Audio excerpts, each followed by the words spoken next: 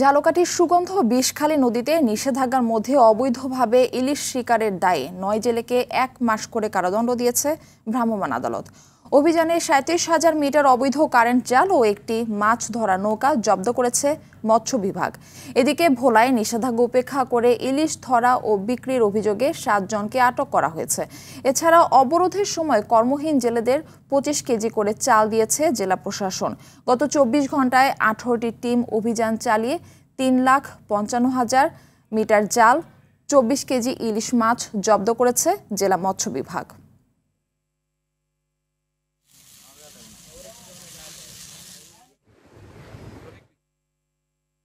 দর্শক, এ বিষয়ে আরো জানাতে ঝালকাঠি থেকে আমাদের সঙ্গে যুক্ত হচ্ছেন সহকর্মী জহুরুল ইসলাম জলিল। সুগন্ধ বিষখালী নদীতে মাছ আহরণে নিষেধাজ্ঞা প্রদান করার পরও কিছু জেলে সেখানে মাছ আহরণ করেছেন, তো তাদের জেল জরিমানাও হয়েছে। তো এই অভিযানের বিষয়ে আমাদের বিস্তারিত জানান।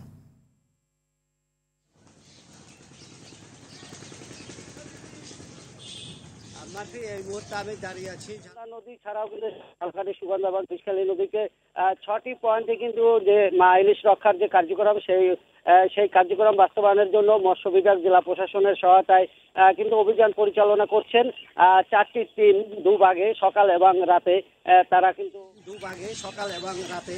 তারা কিন্তু এই মৎস্য অভিযানের যে কার্যক্রম সেটি পরিচালনা করছেন। তবে আমরা যেটি লক্ষ্য করতে পেরেছি যে ইতিমধ্যে ঝালকাঠি রাজাপুর কাঠালিয়া এলাকায় কিছু অসাধু জেলেরা আছে। তারা কিন্তু প্রথম দিন থেকেই তারা মাছ ধরার জন্য বিভিন্নভাবে তারা নদীতে নামছেন এবং নামার ফলে কিন্তু মৎস্য বিভাগের যে অভিযান সেই অভিযানে এই পর্যন্ত যে গত ২৪ ঘন্টায় ১১ জন জেলেকে সাজা দেওয়া হয়েছে এবং সকালে কিন্তু অভিযান চালিয়ে মৎস্য বিভাগ আরও ২টি নৌকা এবং একটি ট্রলার জব্দ করেছে। এছাড়াও বিপুল পরিমাণ তারা জাল জব্দ করেছে। তবে মৎস্য বিভাগ আমাদেরকে জানিয়েছেন যে ২২ দিনের যে অবরোধ চলছে, মৎস্য নিধন যে নিষিদ্ধ রয়েছে সেইগুলোকে তারা কঠোরভাবে তার জেলেদের প্রতিহত করার জন্য বিভিন্ন পয়েন্টে অভিযান পরিচালনা করছেন।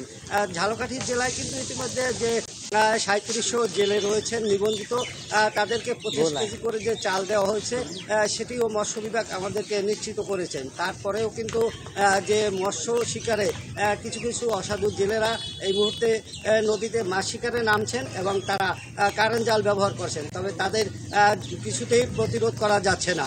মারফি, ধন্যবাদ আপনাকে।